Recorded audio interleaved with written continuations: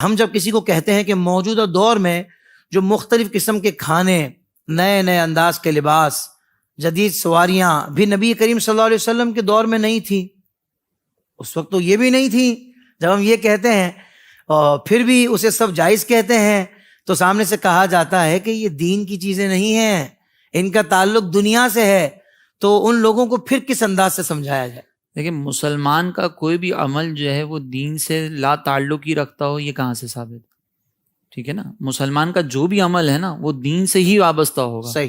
کھانا پینے کا تعلق دین سے ہے یا دنیا سے؟ اگر اس اصول کو لے لیا جائے تو دنیا سے ہوتا ہے، دنیا سے. لیکن اس کے باوجود سیدہ عائشہ صدیقہ رضی اللہ تعالیٰ عنہا نے کیا فرمایا کہ پہلی بدعت جو ہے وہ پیٹ بھر کے کھانا کھانا. انہوں نے تو دین کی بات کی، کھانے کے اندر بھی. اسی طریقے سے کھانے کا تعلق اس اصول کے مطابق تو دنیا سے ہی ہے، لیکن اس کے باوجود جو ہے وہ کیا کھانا ہے کیا نہیں کھانا، اس میں ہم چاہتے ہیں جائز ناجائز، اور جب جائز ناجائز کی بحث آتی ہے تو دین کی طرف رجوع کرنا پڑے گا. اسی طریقے سے اگر آپ لباس کی بات کریں کہ بھئی اس دور میں لباس کچھ اور تھا، اس دور میں لباس کچھ اور ہے لیکن ہم پہن رہے ہیں، لیکن لباس کے اندر بھی جائز ناجائز کو دیکھا جاتا ہے. بھئی ریشم مرد نہیں پہن سکتے، کچھ رنگ ہیں جو مرد نہیں پہن سکتے، خواتین کے ساتھ خاص ہوتے ہیں، تو یہ کس کے تحت آ رہا ہے؟ یہ بھی جائز ناجائز ہے، اور جائز ناجائز کا تعلق کس سے؟ دین سے. لیکن آپ کے اصول کے مطابق دنیا سے. اللہ اکبر. تو آپ اپنا اصول بنا کر ایک مسلمان کے عمل کو جو ہے وہ دین کو اور دنیا کو الگ کیسے کر سکتے ہیں؟ مسلمان کے لیے مسلمان کا کوئی کام بھی دین سے جدا نہیں ہو سکتا، چاہے وہ دنیاوی کام ہو چاہے دینی کام ہو. جائز ناجائز کا جو اصول ہے وہ بنیادی طور پر ایک ہی رہے گا.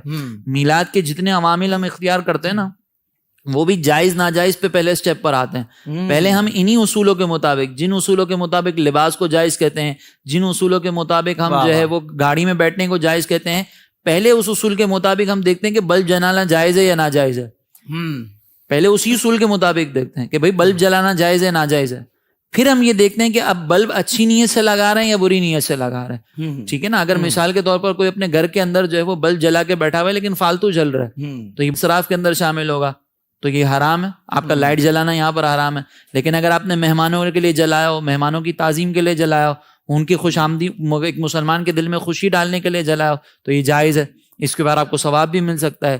تو یہاں پہ بنیادی چیزیں جو ہم اختیار کر رہے ہوتے ہیں نا، وہ جتنی بھی چراگاہ ہوں یا جتنے بھی جھنڈے ہوں، ان سب کا تعلق آپ کے اصول کے مطابق پہلے دنیا سے ہی ہے. یہ تو ہماری اچھی نیت ہے، اس کو پھر ہمارے لیے ثواب کا باعث بنا دیتی ہے.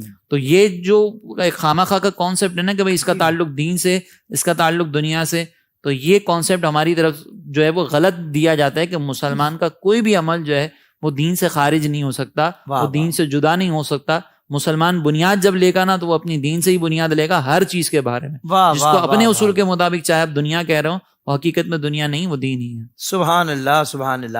اچھا مفتی صاحب، یہاں تک بھی آپ نے مطمئن کر دیا اور اگلے بھی ہو گئے بھائی جن کو تحفظات تھے. آپ مفتی صاحب باتیں صحیح کر رہے ہیں، بالکل کوئی بھی بات مفتی صاحب نے ایسی نہیں کی کہ جو سمجھ نہ آ رہی ہو. بالکل زبردست کس طریقے سے آپ نے بات سمجھائی ہے.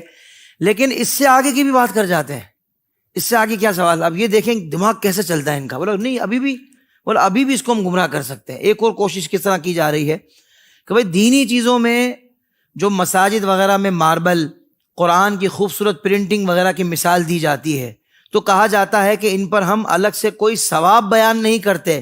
یعنی ماربل والی مسجد میں نماز پڑھی تو 70 نمازوں کا ثواب، ورنہ ایک ہی نماز کا ثواب، ایسا کوئی نہیں کہتا. لیکن آپ میلاد کے چراغاں پر ثواب بیان کرتے ہیں، اس لیے بدعت ہے. حضرت کیا کہیں گے؟ ہم میلاد کے چراغاں پہ ڈائریکٹ ثواب بیان نہیں کرتے. صحیح. ٹھیک ہے نا، ہم یہ نہیں کہتے کہ اگر آپ ایک بلب جلائیں گے تو جنت میں 1 درخت، 2 بلب لگائیں گے تو جنت میں 2 درخت، 3 بلب لگائیں گے تو جنت میں 3 درخت، اور 12 لگا دیں تو 12 درخت، اور پھر آپ جنت میں اس کے سائے میں بیٹھے ہوں گے. ہم نے تو یہ نہیں کہا ہی نہیں کہیں بھی. واپس بات وہیں پر آئے گی کہ ہماری بنیاد یہ ہے کہ یہ چراغاں کرنا جائز ہے یا ناجائز ہے.